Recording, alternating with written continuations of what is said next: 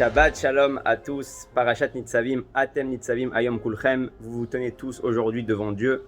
On parle de Rosh Hashanah et on y arrive à grands pas. Et je voulais raconter une histoire qui s'est passée en 1967, juste après la guerre des 6 jours. Donc imaginez-vous, on annonce dans la radio, à la télé, Tsahal annonce que le Kotel a été libéré. Tous les Juifs qui habitaient à Jérusalem avaient qu'une chose en tête, aller prier là-bas. Et le Rav Shabtai Salavatitsky raconte qu'à l'époque, il était élève à Kol Torah, une yeshiva à Beit Vagan.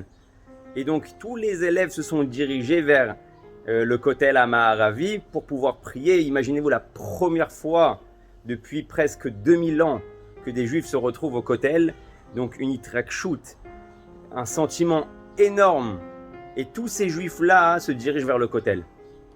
Et d'un coup, il raconte que le Rosh Yeshiva, le Rav Zalman Auerbach, Zatzal, en plein milieu de la descente pour arriver au Kotel, il voit quoi?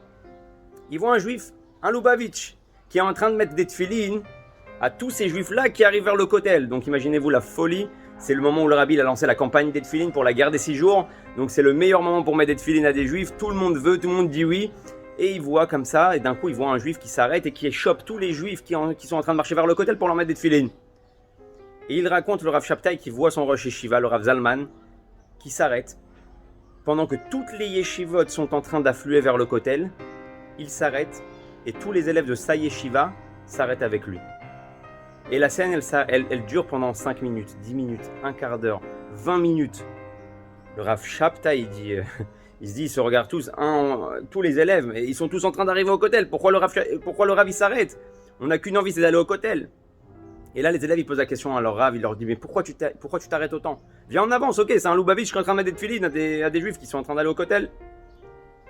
Il dit, toute ma vie, j'ai rencontré des tzadikim, des justes qui croient en Dieu.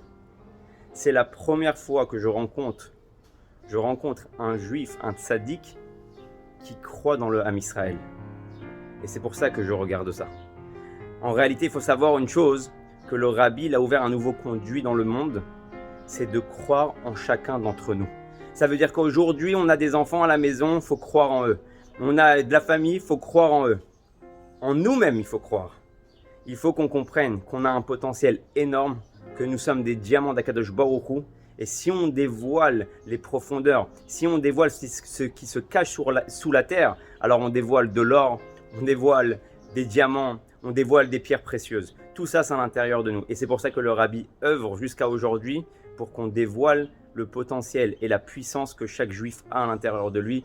Donc Shabbat Shalom, qu'on croit en nous, qu'on puisse croire à notre entourage, qu'on puisse croire aux enfants et aux neshamot que Dieu nous met proches de nous pour pouvoir amener la Géoula à Mitit Vashlema.